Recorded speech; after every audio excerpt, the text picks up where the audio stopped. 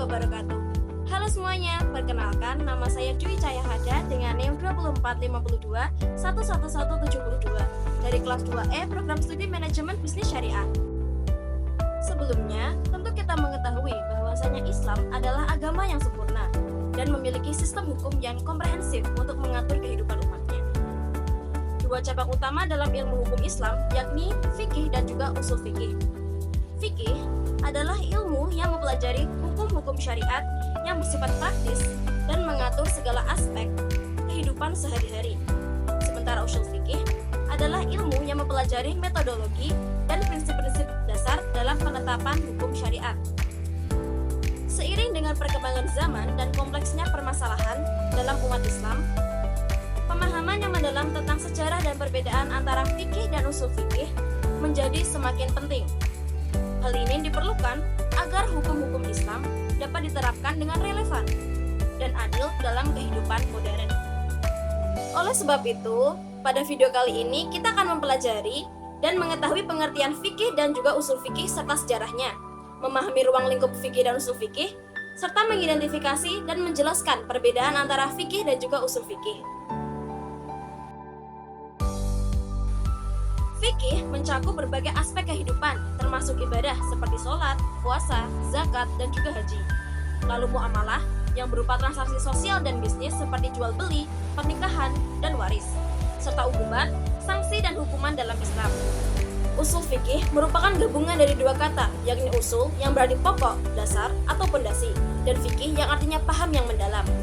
Kata usul merupakan jamak dari kata ashal. Secara etimologi, berarti sesuatu yang menjadi dasar bagi yang lainnya. Arti etimologi ini tidak jauh definitif dari kata asal tersebut, karena ilmu usul fikih adalah ilmu yang kepadanya didasarkan pada fikih.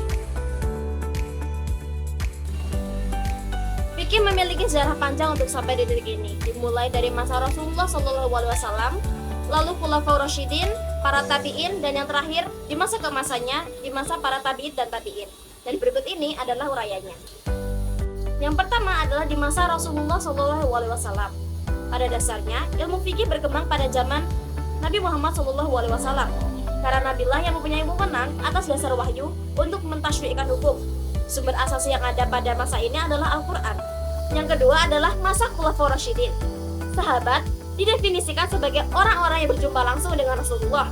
Pada masa ini, dakwah Islam meluas sehingga para sahabat menghadapi permasalahan yang tidak ada pada zaman Nabi, sehingga diperlukan penafsiran yang mendalam terhadap masalah-masalah yang tidak ada nasnya.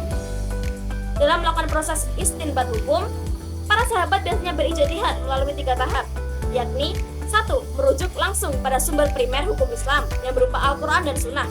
Yang kedua, menggunakan metode-metode ijtihad seperti qiyas apabila tidak ditemui hukum-hukum yang mengatur. Dan yang ketiga, mencapai kesepakatan lewat proses perkembangan opini publik secara alamiah. Yang ketiga adalah masa tabi'in. Tabi'in adalah mereka yang menerima pengetahuan Islam dari generasi sebelumnya, yakni sahabat. Peraturan perundang-undangan dalam periode ini sangat mirip dengan pada masa sahabat, yang artinya metodologi para sahabat dan murid-muridnya, yakni para tabi'in, dalam memperoleh putusan-putusan hukum sangatlah mirip. Pertama-tama, para tabi'in akan melihat Al-Quran terlebih dahulu, lalu mengumpulkan riwayat sunnah, lalu berijtihad dengan mengikuti metode yang dilakukan oleh para sahabat.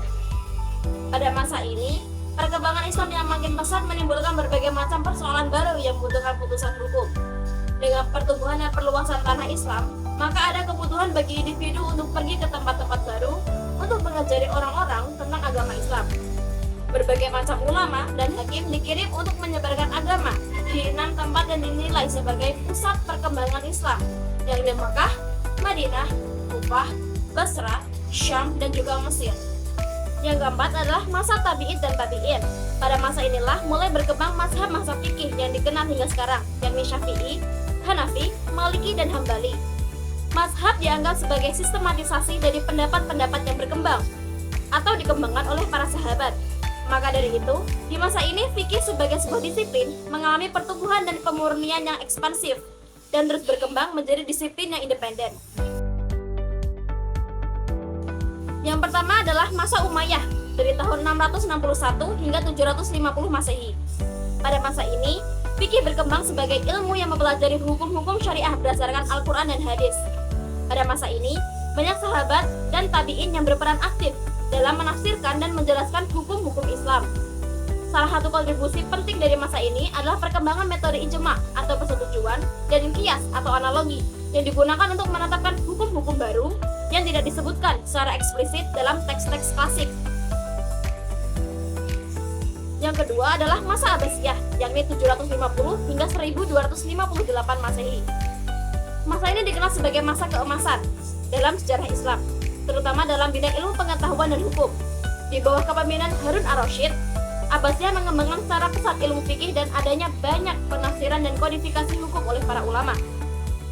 Pusat pendidikan dalam penelitian Islam berada di Baghdad, yang menjadi pusat intelektual dunia Islam. Metode istihsan atau preferensi dan maslahah atau kepentingan umum mulai diperkenalkan sebagai metode penafsiran hukum yang lebih fleksibel. Yang ketiga, masa Utsmaniyah, yakni 1299 hingga 1923 Masehi. Pada masa ini, fikih terus berkembang dan diperkaya dengan berbagai metode baru seperti istishab, yakni asumsi bahwa sesuatu yang berlaku kecuali ada bukti yang menunjukkan sebaliknya, dan urf, adat istiadat masyarakat. Pada masa Utsmaniyah, sistem hukum Islam menjadi lebih terstruktur dan formal dengan adanya pengembangan hukum perdata dan pidana yang lebih matang. Pusat pendidikan Islam yang berkembang di kota-kota besar seperti Istanbul dan juga Kairo. Selanjutnya adalah ruang lingkup fikih dan usul fikih. Yang pertama adalah ruang lingkup fikih. Ruang lingkup fikih dibagi menjadi dua, yakni fikih ibadah dan juga fikih muamalah. Fikih ibadah adalah cabang ilmu fikih yang membahas tentang hukum-hukum yang berkaitan dengan ibadah, yakni sholat, puasa, zakat, dan juga haji. Yang kedua adalah fikih muamalah, yang berarti membahas tentang hukum-hukum yang terkait dengan hubungan antar manusia, seperti jual beli, sewa menyewa, hibah, dan juga wakaf. Yang kedua adalah ruang lingkup kajian usul fikih. Menurut Al-Ghazali, dalam kitab Al-Mustasfa, ruang lingkup kajian usul fikih terdiri dari 4, yakni yang pertama adalah dalil-dalil syara' yang mencakup penjelasan mengenai sumber-sumber hukum Islam, seperti Al-Quran dan hadis, serta metode-metode untuk menafsirkan dan menetapkan hukum dari dalil-dalil tersebut. Yang kedua adalah kaidah-kaidah usuliyah. Bagian ini membahas tentang prinsip-prinsip dasar yang digunakan dalam usul fikih, seperti kaidah ijma, konsensus ulama, kias analogi, dan istihsan yang berarti preferensi. Yang ketiga adalah metodologi penafsiran. Ini mencakup berbagai metodologi yang digunakan dalam menafsirkan teks-teks dalam Al-Quran dan juga hadis, termasuk pendekatan tekstual dan kontekstual. Yang keempat adalah prinsip-prinsip penetapan hukum. Bagian ini membahas tentang cara-cara yang digunakan untuk menetapkan hukum berdasarkan dalil-dalil yang ada, termasuk prinsip-prinsip seperti tahqiq, al-manat, menetapkan hubungan antara hukum dan alasan hukum, dan takhrij, al-manat, yang berarti mengidentifikasi alasan hukum dari teks-teks hukum. Yang terakhir adalah perbedaan antara fikih dan usul fikih. Terdapat perbedaan yang nyata antara fikih dan usul fikih. Berikut ini adalah uraian perbedaan yang dimiliki keduanya. Yang pertama, fikih bersifat praktis, sedangkan usul fikih bersifat teoritis. Yang kedua, fikih fokus pada implementasi dan penerapan hukum-hukum yang sudah ada, sedangkan usul fikih lebih fokus pada metodologi dan prinsip-prinsip dasar penarikan hukum. Yang ketiga, fikih berbicara tentang hukum dari suatu perbuatan, sedangkan usul fikih berbicara tentang metode dan proses bagaimana menemukan hukum-hukum itu sendiri. Yang keempat, fikih terlihat seperti koleksi produk hukum, sedangkan usul fikih merupakan koleksi metodis yang sangat diperlukan untuk memproduksi hukum. Kesimpulan, fikih adalah ilmu yang mempelajari hukum-hukum syariat yang bersifat praktis dan mengatur segala aspek kehidupan sehari-hari. Sementara usul fikih adalah ilmu yang mempelajari metodologi dan prinsip-prinsip dasar dalam penetapan hukum syariat. Yang kedua, fikih memiliki sejarah panjang dimulai dari zaman Rasulullah SAW, selanjutnya oleh para khulafaur rasyidin, para tabi'in, dan mencapai masa keemasannya pada masa tabi'in. Yang ketiga, fikih dan usul fikih memiliki perbedaan mendasar dalam fokus dan ruang lingkup kajiannya. Fikih lebih fokus pada penerapan hukum-hukum syariat yang bersifat praktis dalam kehidupan sehari-hari. Usul fikih fokus pada metode dan kaidah-kaidah yang digunakan dalam menetapkan hukum. Usul fikih bersifat teoritis dan konseptual, sedangkan fikih lebih bersifat praktis dan aplikatif. Sekian yang dapat saya sampaikan, kurang lebihnya mohon maaf. Wassalamualaikum warahmatullahi wabarakatuh.